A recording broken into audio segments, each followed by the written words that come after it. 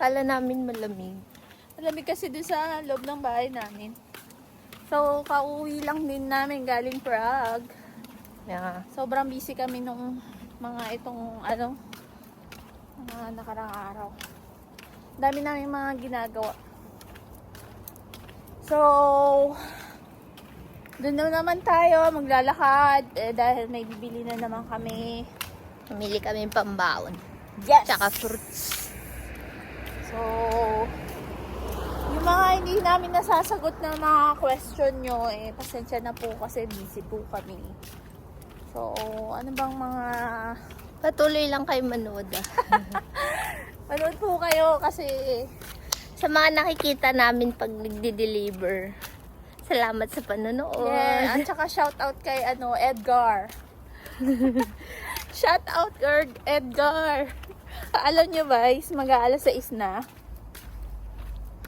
Pero ang tingnan sakit nyo, sa balat. Tingnan yung araw. Masakit sa balat. Mas masakit pa kaysa kanina alas 12.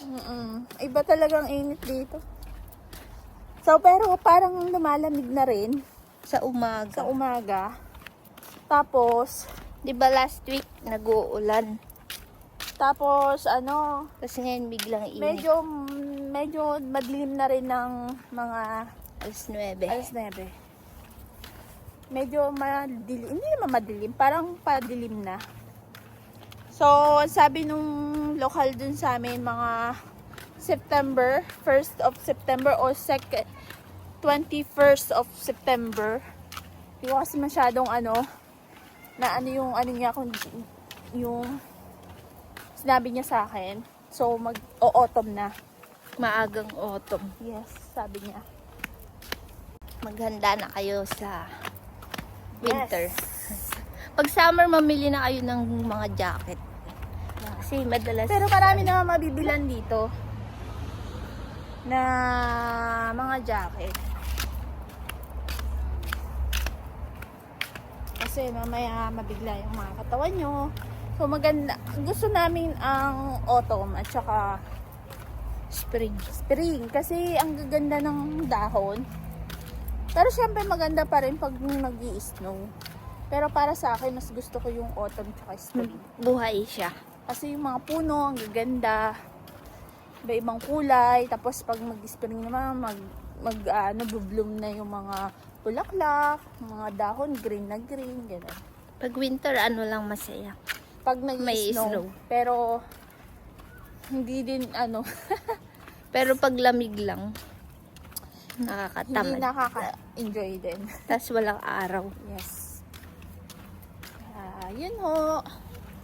Mag-withdraw sana kami dito kaso wala yatang laman. So habang naglalakad, ito naman na tayo. Lagi tayong magsasagot ng comment kasi minsan wala na talaga kami din time. So sagutin natin yung mga tanong or comment.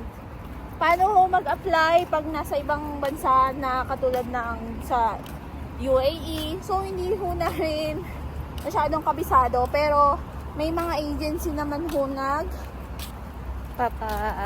Apply or nagre-recruit. maghahanap po kayo. Kaso pag sa mga Online. Madalas online. online. So, mag-comment po naman ho yung iba na may alam pong mga agency para makatulong din po sa ibang may gustong mag-apply. So, pagdating ho sa mga ganyang lugar, hindi namin ho kabisado. Yeah. Yun Pero po. kung may makalap naman kami. Pag kami nakalap po Chismis. kami chismis kung saan sila nakapag-apply or mga anong agency nila, share po namin sa inyo. Kasi madalas yung mga dumadating galing Taiwan, Hong Kong, gano'n. So, baka may pwedeng makaalam po ng mga may agency sa Taiwan tsaka Hong Kong na nag-a-assist din sila na galing Dubai. Dubai or basta Middle East. O mga Middle East. Pa-help naman po sa iba. Yung may nagtanong naman kung pwede mag-drone dun sa kami sa Switzerland. So may part po doon na pwede naman. Pero may talagang bawal na bawal. Restricted. Restricted talaga na magpalipad ng drone or kailangan yung ipa-register yung drone nyo. So, For safety. kung gusto nyong magpalipad, so i-search nyo kung saan kayo mapupunta. Kaso mas madaming mga pasyalan doon na pinagbabawal ang Drone. lalo na yung mga tourist spot. Madalas bawal ang ano. Pero may lugar naman na pwedeng magpalipad. So, ganun po. So, isa pa sa nagtatanong, nasa Switzerland kami, kung magkano yung nabayad namin sa hotel. So, 2 nights and 3 days kami doon. Mabot ka parang 3 days kami doon. Per head po is nasa 3K plus. Yeah. Mga Tsaka ganun. ano yun, advance na book. Oo, nag-book kami noon. Kasi Advance. habang papalapit yung punta nyo, magmamahal siya. Yes. So, yung hotel na yun is pwede na magluto doon. So, medyo nakakatipid kami kasi nagluto na lang kami doon ng pagkain. Kasi medyo mahal po yung Mga foods. mga bilihin sa Switzerland. Yeah. Tapos nakakita kami ng Lidl Oo, may groceryhan doon. Medyo, na pares lang dito. yes. Pag kinonvert mo, parang pares lang sa bilihin dito. Yeah. So, medyo maaga kami nagpabook na. Parang 2 months or tama, parang 2 months na. Nagpabook na kami para medyo less yung babayaran namin. Yeah. So, marami namang hotel pero mas pinili namin yon kasi pwedeng magluto. So, sarado pa rin to. Yung itong station na to, dulo ng tram. So, sarado siya. So, dun sa isa nagtatanong kung magkano yung magagastos sa pag-uwi or pagbakasyon sa Pilipinas. So, depende din naman yan sa inyo. Kasi syempre, malay nyo, maano kayo. Syempre, galing abroad, mamaya. Galante. Marami kayong pamilya. Ano kayo, compound kayo. Syempre, depende din yon. Pero, kami, it's talaga, simulat sa pool pa, nung nasa Taiwan pa kami, binabudgetan talaga namin yung pag-uwi namin. So, ang pinaka-budget talaga namin is 100K. Hindi ko alam, hindi ko inaano ha, baka mamaya kasi yung ibang tao is malaki na yon. Or yung iba naman, maliit yon. Pero sa amin, simulat sa pool, yun talaga yung budget namin pag umuwi kami. Simula sa pagbili ng ticket. So, pag maaga ka nagpabook, medyo makakamura ka.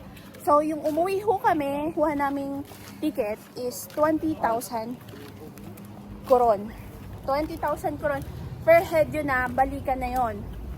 Balikan na yon. So, one stop. Tapos, pero may mas mura pa doon kasi yung iba naming kasamahan is nakakuha sila ng 16,000 na ticket. Balikan na yon. So, depende pa yon. Tsaka depende sa airline. A few moments later. Yun nga po, yung gagastusin sa Pilipinas is nakadepende pa rin yun sa'yo at sa pamilya mo.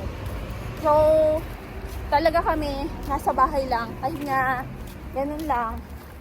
Tapos, konting gala, kain sa labas. Tapos, may grocery, ganun. Pero kung may plano kang talagang i-treat sila, mapapamahal ka. Nasa sayo talaga yon. So, yun yung idea lang namin. Sa ticket, mas maganda, mas maaga kang tumingin, mag-check. And then, syempre yung budget mo, handa mo na rin. So, i-limit mo yung sarili mo, nasa sayo pa rin yun. Dito kami sa kabila dumaan kasi hindi masyadong nakatutok yung araw. Dun kasi sobrang tutok yung araw. Sakit sa mukha. Sakit talaga sa mukha. So, kung nagtatanong na uli kung ano ang trabaho namin, electronics po kami. So, mga nagre-repair kami. So, SMS yung aming company. So, kung mga nakakaalam, dito sa Borno yon. Yun po yung trabaho namin. So guys, yun lang muna yung masasagot namin kasi palobat na yung cellphone namin. So, pauwi na rin naman kami. And then, papasok namin bukas. At tuloy-tuloy pa rin ang pangarap. Char. So, marami pong salamat. Try uli namin sagutin yung mga question nyo. At sana supportahan nyo po kami palagi. Ingat kayo palagi. Bye!